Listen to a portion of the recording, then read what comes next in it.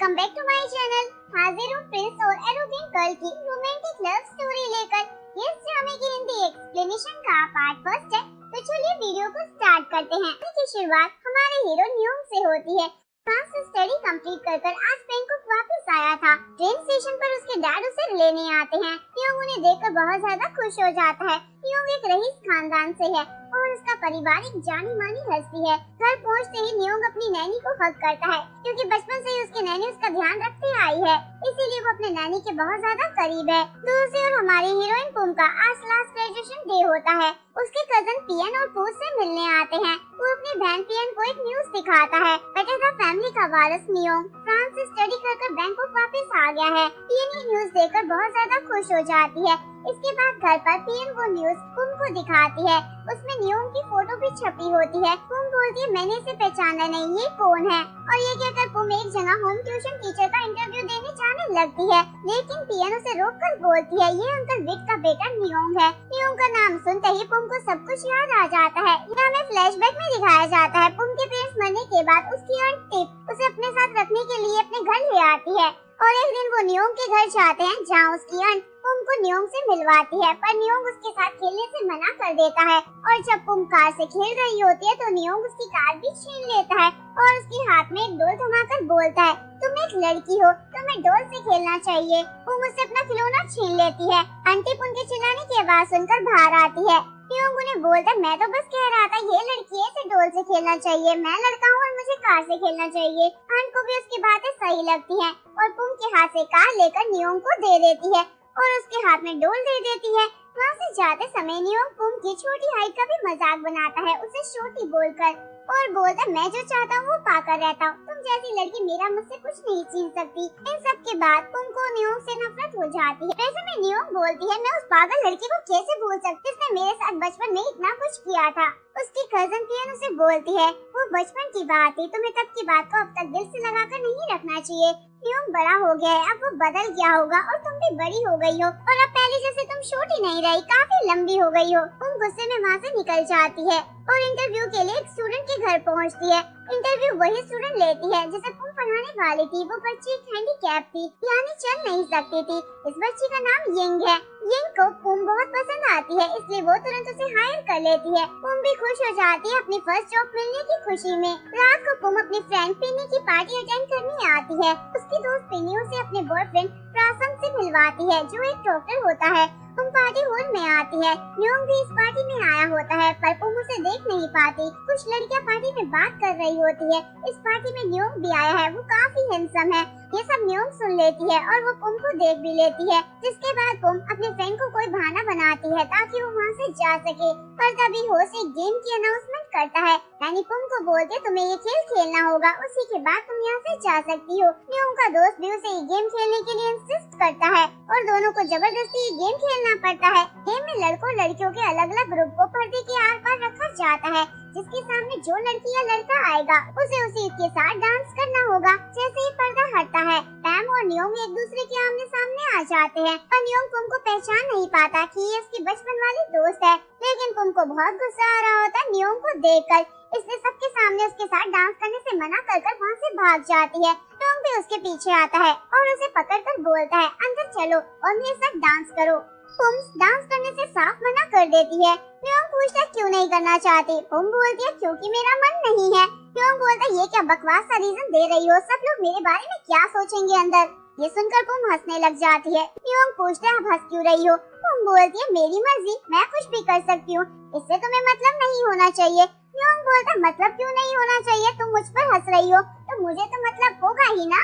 तुम बोलती है तुम डर रहे हो, तुम्हारी रेपुटेशन खराब हो जाएगी सबके सामने, एक लड़की तुम्हारे साथ डांस करने से मना कर चली गई। न्यूयॉर्क बोलता है किसी की हिम्मत नहीं जो मुझे मना कर जा सके। तुम बोलती है मैं बच्ची नहीं रही, अब बड़ी हो गई हूँ, अब तुम्हारी मर्जी नहीं चलेगी, और ये कहकर वहाँ से भाग जाती है।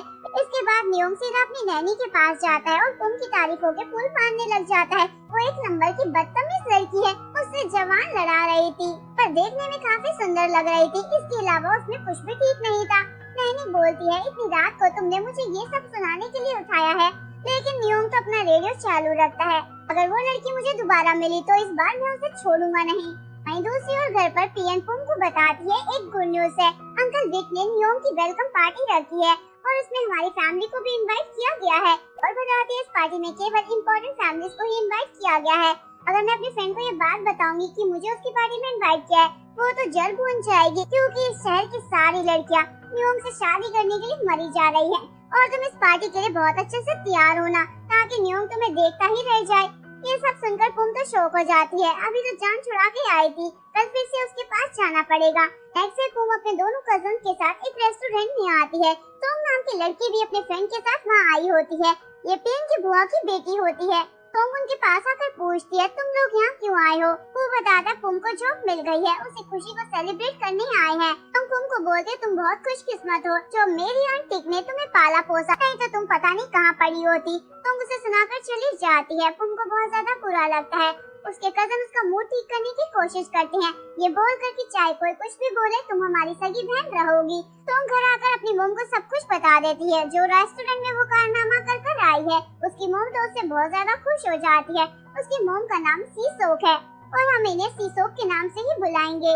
सीसोक सोंग को बताती है हमारे अंकल विक ने नियोंग की वेलकम पार्टी रखी है पर उसमें हमें इनवाइट नहीं किया, पर मैंने एक तरीका निकाल लिया है जिससे हम उस पार्टी में चले जाएंगे। बस तुम एक अच्छी सी ड्रेस तैयार कर लो ताकि पार्टी में सिर्फ तुम ही चमको। सोंग बोलती है चिंता मत करो, मैं ही पार्टी में सबसे सुंदर लगूंगी। नियोंग अपनी नजरें मुझ पर से हटा ही नहीं पाएगा। नेक्स्ट सीन में नियोंग के घर पे वेलकम पार्टी चल रही होती है। और प्यून भी अपने पेरेंट्स के साथ उनके घर आ जाते हैं पर पुम उनके साथ नहीं आती क्योंकि उसने कोई झूठा बहाना बना दिया था ताकि उसे वहाँ आना ना पड़े और नियोंग से मिलना ना पड़े। तभी सीसोक अपनी बेटी को लेकर वहाँ पहुँच जाती है। वो अपनी बहन से पूछता है बुआ आपको तो इनवाइट नहीं किया गया था तो आप यहाँ क्या कर रही हैं? सीसोक बोलती है मैं तुम्हारे फादर की बहन हूँ, इस रिश्ते से मैं इस पार्टी को अटेंड कर सकती हूँ और ये कहकर अपनी बेटी को अंदर लेकर चली जाती है। दोनों भाई बहन समझ जाते हैं कि अपनी बेटी को नियोंग को दिखाने यहाँ लाई है। तभी पार्टी के अंदर आते हैं। नियोंग और उसके डैड पुन और पियन की फैमिली का अच्छे से वेलकम करते हैं। सीसोक नियोंग को अपनी बेटी से मिलवाती है और बोलती है क्या तुम भूल गए तुम दोनों बचपन में साथ खेलते थे? तो हम बोलते हैं अच्छा तो ये वो लड़की है, ये काफी सुंदर हो गई है, इसने तो फ्रांस की लड़कियों को भी पीछे छोड़ दिया है। ये सुनकर तो सोंग चने के झाड़ पर चढ़ जाती है।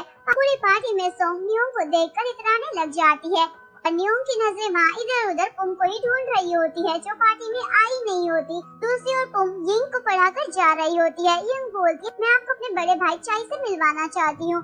पुम बोलती है आज नहीं फिर कभी मिलूंगी। पुम वहाँ से जा रही होती है। चाई बाहर गार्डन में काम कर रहा होता है। उसकी नजरें पुम पर जाती है और एक नजर में ही वो उसके प्यार में पड़ जाता है। तभी चाई के हाथ से गमला गिर जाता है, उठाने लगता है तो उसकी फिंगर में चोट लग जाती है। वो उसे वापस आकर अपना हैंकी देती है खून साफ करने के लिए और उनका ये नेचर देखकर तो चाई पूरी तरीके से उसके प्यार में पागल हो जाता है। इसके बाद यिंग चाई को बोलती है मैं आपको अपने टीचर से मिलवाना चाहती हूँ, वो बहुत ही सुंदर और अच्छी है। चाई बोलता है मैं जानता हूँ वो बहुत ही सुंदर और अच्छी है क्योंकि थोड़ी देर पहले वो उसे ऑलरेडी मिल चुका था, इसलिए बोलते हैं अपने टीचर को खाने पर इनवाइट कर लेना, वहीं हम उससे मुलाकात करेंगे। वहीं दूसरी ओर पियन की बुआ सीसोक उसे बोलती है मुझे पता चला है तुम्हारे पेरेंट्स ने कल घर पर नियोंग को इनवाइट किया है खाने के लिए और पुम को उसके सामने मत आने देना। पियन बोलती है आपको डर लग रहा है पुम नियोंग को पसंद आ जाएगी और आपकी बेटी का पत्ता कट हो जाएगा। सीसोक बोलती है पुम हमारी फैमिली का पार्ट नहीं है, उसे औकात में रखना जरूरी है। तभी नियोंग घर पहुंच जाती है और ये सब सुनकर बोलती है मैं अपनी जगह अच्छे से जानती हूँ, हाई क्लास में जाने का लालच मेरे मन में नहीं है। सीसोक बोलता है अच्छा है नहीं है, अपनी लिमिट में रहोगी तो सही रहोगी। नेक्स्ट मॉर्निंग पुम नियोंग के आने से पहले घर से जा रही होती है। तभी नियोंग दिए गए टाइम से पहले वहाँ पहुँच जाता है। पुम उसे देखकर अंदर जाकर छुप जाती है। ये दोनों कजन नियोंग को अपने पेरेंट्स से मिलाने ले जाते हैं। उसके जाते ही पुम वहाँ से भाग जाती है। फिर से मिलाने के बाद दोनों उसे पुम का रूम दिखाते हैं। पुम पूछता है पुम वही है ना जो बचपन में छोटी हाइट की थी और काफी मोटी भी थी? पियन उसे पुम का लेटेस्ट फोटो दिखाकर बोलती है अब वो छोटी और मोटी नहीं रही, काफी सुंदर हो गई है। इवन कॉलेज में सारे लड़के उसके चांद के दीवाने थे। पियन उसकी फोटो देखकर समझ जाता है ये तो वही एटीट्यूड वाली लड़की है जिसने उस दिन पार्टी में उसके साथ डांस करने से मना कर दिया था। सारी नियोंग को समझ आता है पुम उसे मना क्यों कर रही थी और पियोन कजन से पूछता है क्या वो घर पर नहीं है? पियन बताते वो तुम्हारे आने की खबर सुनकर जल्दी घर से भाग गई और जब तक तुम यहाँ हो वो घर वापस नहीं आएगी। अभी मेड आकर खाने के लिए उन्हें बुलाती है। तो बताती है सीसोक और सोंग भी खाने के लिए आ गए हैं। दोनों के जाते नियोंग पुम की फोटो को देखकर हंसता है। लंच के बाद नियोंग सांसिक और उसकी बेटी को अपनी कार से उसके घर ड्रॉप करता है। सुंग उसे बोलती है, मैंने सुना था तुम पियन और पू से पुम के बारे में बात कर रहे थे। मैं तुम्हें वार्न करना चाहती हूँ, वो लड़की सही नहीं है। अपनी ब्यूटी का इस्तेमाल कर अमीर लड़कों को फांसती है ताकि उनका इस्तेमाल कर सके, इसलिए तुम उससे बचकर रहना। यूंग बोलता, चिंता मत करो, मैं किसी लड़की की भारी सुंदरता को देखकर उसे प्यार नहीं करूंगा। इनर ब्यूटी मेरे लिए मैटर करती है। ये सुनकर सोंग खुश हो जाती है। उसे लग रहा था नियोंग अब पुम के प्यार के चक्कर में नहीं पड़ेगा। रात को पुम दबे पाँव घर में आती है। सबसे पहले कंफर्म करती है नियोंग घर से चला गया है। ये कंफर्म करने के बाद अपने रूम में आती है और अपनी फोटो को देखकर शॉक हो जाती है, क्योंकि उस पर नियोंग ने लिखा होता है, तुम मुझसे ज्यादा समय तक चुप नहीं पाओगी। ये देखकर नियोंग को उस पर बहुत ही ज्यादा गुस्सा आता है। अगर आपको वीडियो अच्छी लगी हो तो प्लीज वीडियो को लाइक करें, चैनल को सब्सक्राइब करें, न्यू अपडेट्स के लिए बेल आइकन का बटन प्रेस करें। मिलते हैं नेक्स्ट वीडियो के साथ, तब तक के लिए सारंगे, बाय बाय।